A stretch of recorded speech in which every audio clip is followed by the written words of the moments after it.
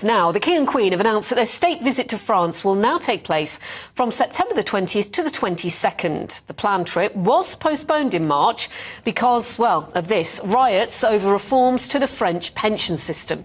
Yeah, the rescheduled visit to see them heading back to Paris and also Bordeaux, where we remember the town hall was almost burned down. The trip tying in with France hosting the Rugby World Cup, although we're told by our royal correspondent, Cameron Walker, joining us in the studio, England won't be playing at the time, which is a bit of a shame. It is a shame. None of the home nations are actually playing. France is, but I suspect perhaps the King or Queen might try and sneak in a little visit to see the England-Wales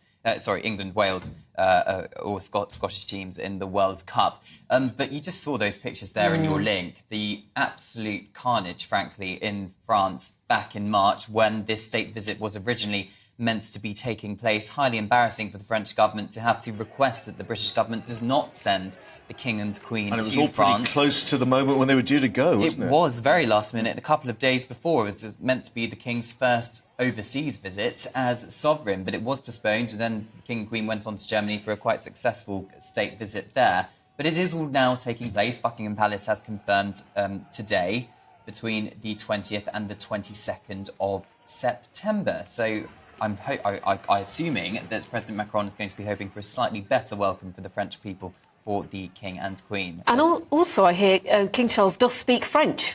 Yes, he does. Which is useful. It is useful, and he spoke actually very eloquently in German on the German state visit, became the first sovereign to address the German Bundestag, the German Parliament.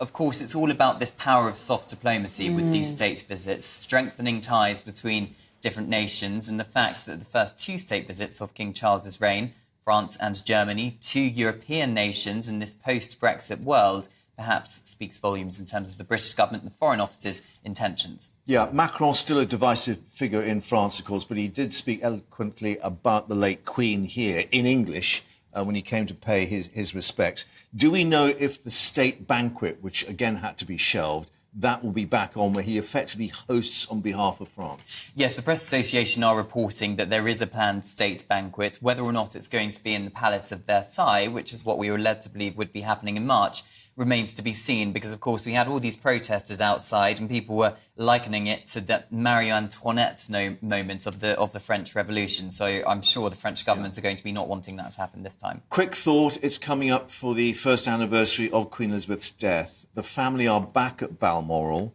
Harry is also due in Britain on the eve of that anniversary, but we don't think he'll be joining them in Balmoral. No, from my understanding, he's not going to be. The King and Queen are going to be reflecting on that day privately. The Prince and Princess of Wales are expected to make a public appearance. The Mirror is reporting that they're going to be in Wales, although that's not been confirmed by Kensington Palace. As for Harry, he is not making plans to go up to Balmoral. He'll be at the Well Child Awards, then he'll be going on to Germany for the Düsseldorf Invictus Games. Oh, the Invictus Games, of course, yeah. Cameron, thanks very much.